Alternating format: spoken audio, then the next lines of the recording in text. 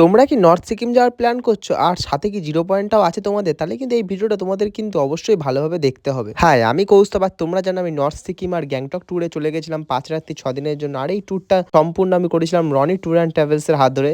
যেই প্যাকেজটা ছিল ৮,৫০০ টাকায় শিয়ালদা টু শিয়ালদা, যে টাকায় কিন্তু দার্জিলিং ঘোরাও হয় না। যাই হোক, আর দেরি কিসের, ভিডিওটা শুরু করা যাক। আগের দিন তোমরা দেখেছো আমরা লাচুং এন্টার করলাম আর রাত্রেবেলা ডিনার করে শুয়ে পড়েছিলাম। পরের দিন সকালে খুব তাড়াতাড়ি উঠে পড়েছিলাম আর উঠে পড়ে আমরা বেরিয়ে পড়েছিলাম জিরো পয়েন্ট আর ইয়ামথাং ভ্যালি ঘুরে দেখার জন্য। আর তাই জন্য সেদিনকে আমাদের ব্রেকফাস্টটা করা হয়নি, কারণ অনেক তাড়াতাড়ি বেরিয়ে পড়েছিলাম। রাস্তায় বেরিয়ে গেছিলাম আর তখন অন্ধকার ছিল, ভিডিও সেইভাবে করা হয়নি। আর তারপরে যখন আমার চোখ খুলো তখন বাইরের দৃশ্যটা ঠিক এতটাই সুন্দর ছিল যেন পাহাড়ের গায়ে কেউ সাদা চাদরের প্রলেপ লাগিয়ে দিয়েছে। আর এই রাস্তাটা ছিল জিরো পয়েন্টের দিকে যাওয়ার। তারপরে আমরা জিরো পয়েন্টে চলে আসলাম আর এখানে তো সারি সারি গাড়ি লাইন দিয়ে আছে। মানে আমি ভাবি আমাদের আগেও কত সকালে মানুষজন চলে এসছে আর এসে এরকম তো গাড়ি দাঁড়িয়ে আছে, মানে মানুষের ভিড় কিন্তু এখানে প্রচুরই ছিল। আর আমার সাথে এই যে দেব ছিল আর আমরা এখন যাচ্ছি হলো সিকিমের সেই জিরো পয়েন্টের দিকে। আর যেন মনে হচ্ছে যেন দূর থেকে জান্নাত, আর এইরকম সুন্দর লাগছিল ভিউটা। আর এখানে এসে আমার পরিচয় হয়েছিল আমাদের ক্যানিং মৌখালি থেকে আগত কিছু দাদাদের সাথে। যাই হোক, দাদাদের সাথে কিছু কথা বললাম, দাদারাও প্রচুর এক্সাইটেড পাহাড়ে এসছে। আর যেই আমি বরফের মধ্যে পাহাড়ে গেছি তখনই দেখি একজন দাদা এরকম খালি গায়ে ভিডিও ছবি তুলছে।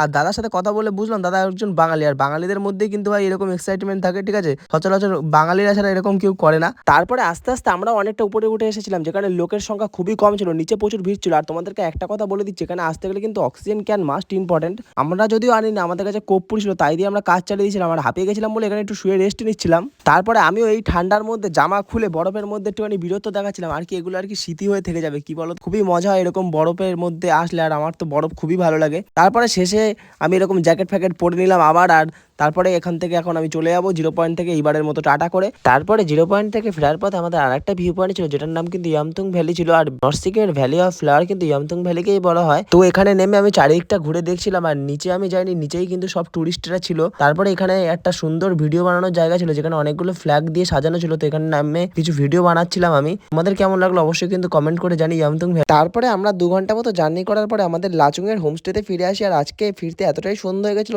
তাই একেবারে ডিনারে চলে আসি। আর আজকে ডিনারে ছিল সাদা ভাত, ডাল, আলু সিদ্ধ আর 2 পিস করে চিকেন, ঠিক আছে, মানে এখানে চিকেনটা আর কি 2 পিস করে ম্যান্ডেটারি ছিল। তো আজকে রাতে আমরা এটা দিয়েই ডিনার করবো। আর তোমাদের ভিডিওটা কেমন লাগলো অবশ্যই কিন্তু কমেন্ট করে জানিও। যারা যারা ইউটিউব থেকে দেখছো তারা কিন্তু অবশ্যই সাবস্ক্রাইব করে দিও। চলো টাটা, দেখা হচ্ছে নেক্সট ভিডিওতে। তখন সবাই ভালো থেকো, বাই।